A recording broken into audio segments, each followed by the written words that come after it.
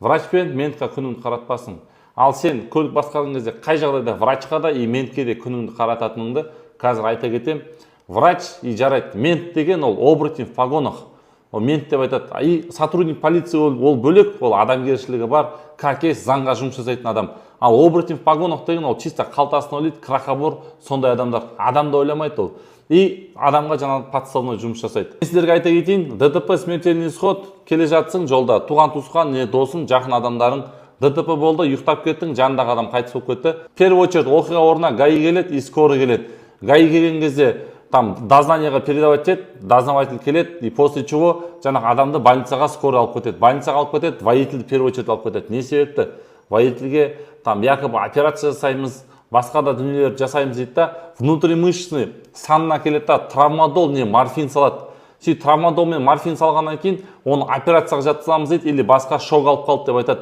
Травмадол қай кезде салады? Травмадолды наркоманға салады, ломка болған кезде. Операция или шок басқа да жағдайлар болып қалған кезде салады. Не болмаса наркомандар өздері там наркотик таппайды, басқа қылады, и соның орнына травмадол таблетка болады и укол ретінде салынатын болады. И после чего морфин араластырады. Не себепті? Адам внутримышечный салады. Себебі ол егер қан тапсырған кезде там до этого он употреблял деген сияқты қылып шығарады экспертизадан, и моча тапсырады, мочадан травмадол шығатын болады. И сен оны частный клиникаға барасың, оспорить етесің, қай кезде, қай уақытта салынған, оны установить етіп бере алмайды, қай уақытта употребление жасалғандығын. Дәл осы іс-әрекетті жаңағы врач жасайды, и после чего дознаватель специально барады да, там туған туысқандар келеді, ДТП жасаған водительдің, не болмаса водительдің өзімен келеді, сөйлеседі.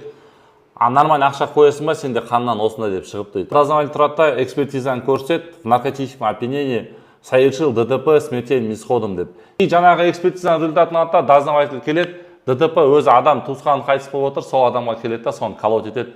Осындай ақша қоясың, 2 миллион, 3 миллион, 5 миллионға дейін ставкалары. Соны қояды, и после чего адам 345 часть 3-мен кетеді. Санкция кезінде домашний арест береді, и сот болған кезде дәл сол адамға условный беруге, условный алуға шансы көп. Бұндай жағдай и осылай жұмыс жасау ол баядан келетқан дүние, бірақ оны ешкім айта бермейді. Қалай жұмыс жасайтын, дознаватель бар, врачтар бар, қалай левый деген сияқты ол адамның күні түскен кезде ғана осы жағдайды біледі, а былай кезде адам бұны біле білмейді.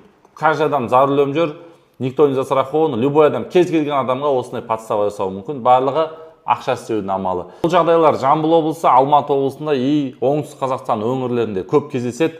Басқа жерлерде көп рисковать етпейді, бірақ бізде осы ситуацияны қолға алса, жаңағы врач дейді, наркология дейді, комитет безопасностьтың жігіттері, жаңағыдай недобросовестный оборотень в погонах дейді, бүкіл ішкі істер министрлігінің статистикасын, бүкіл полициялардың аттарына кір келтіретін адамдар, оларға НСД жүргізіп, ондай адамдар қамау керек.